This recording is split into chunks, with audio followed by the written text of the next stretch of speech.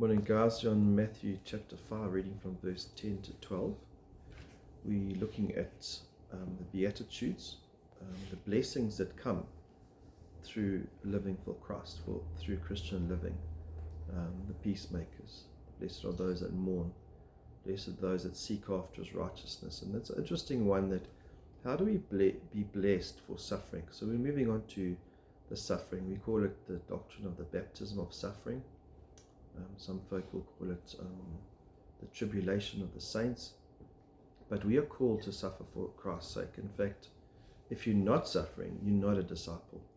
It's one of the tests of really whether you are truly saved, because Christ suffered and He was rejected and despised, and that Satan, who is the god of this age, is attacking and hates Jesus and hates Christians.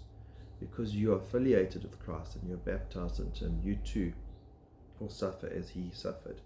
But it's actually a blessing. So how do we look at it as a blessing? It's a very misunderstood doctrine. But it says in verse 10, "Blessed are those who have been persecuted for the sake of righteousness." First of all, how do you get blessed for suffering? It's like a bit of an oxymoron.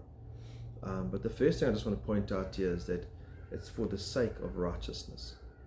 So you can be locked into prison for robbing a bank, or you can be locked into prison for being a disciple of Jesus. And so the two are very simple. So we're not talking about for sin, for the sake of righteousness. So if we suffer for Christ's sake, it says, "For theirs is the kingdom of heaven." And so He moves from a future tense to now a present tense. So in the beginning, verse 4 starts with present tense, and He moves from the 5 to 8 in future tense. Now He moves back to present tense, and that's one of the aspects of enduring well, or suffering well, is actually remembering that yours is the kingdom of heaven. Present tense, you are seated with Christ in heavenly places. That reward is already yours. When you know that these rewards that are eternal, that are far greater than this present suffering, it helps you have that joy in that circumstance, knowing that you as a disciple are suffering with those past prophets, with Jesus. So He gives some examples. Verse 11, "Blessed are you when people insult you." So how can you be blessed when people persecute you, He says, and falsely say all kinds of evil against you? No one wants to be falsely accused. It's not nice to be insulted, but it says because of me. So just as Christ went through that, we too will go through that, and we shouldn't be surprised. But those rewards are already waiting for us in heaven, and those rewards are eternal. Those rewards far outweigh the short period of suffering that we're going through. So setting your minds on the things above.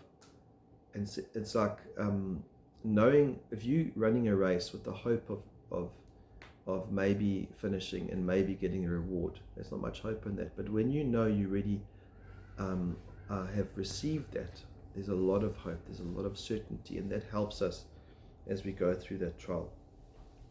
1 Peter 4 also uses the present tense. 4 verse 12, "Beloved, do not be surprised at the fiery trial when it comes upon you to test you." You mustn't be surprised, because Jesus went through it, the apostles went through it, the prophets went through it. We're going to go through it. Don't be surprised as though something strange were happening to you, but rejoice insofar as you share Christ's sufferings, that you may also rejoice and be glad when His glory is revealed. Verse 12, "Great is your reward." So your reward is now. It says, if you are insulted for name's sake, you are blessed, because the Spirit of the glory of God rests on you. And again, that reward is now. It's present tense, and that helps us move through this life as we go through different sufferings. Luke 6 puts it like this: "Blessed are you when people hate you, when they exclude you and revile you and spurn your name as evil." Again, there's that word blessed. You're blessed when this happens. On account of the Son of Man. Again, what's the context? You're blessed when you spurned, rejected, persecuted on the name of Jesus, not when you do something wrong or sinful. Rejoice in that day, leap for joy, and behold, your reward is great in heaven, for so their fathers did to the prophets. Again, your reward is present tense. And so we see this wonderful reward.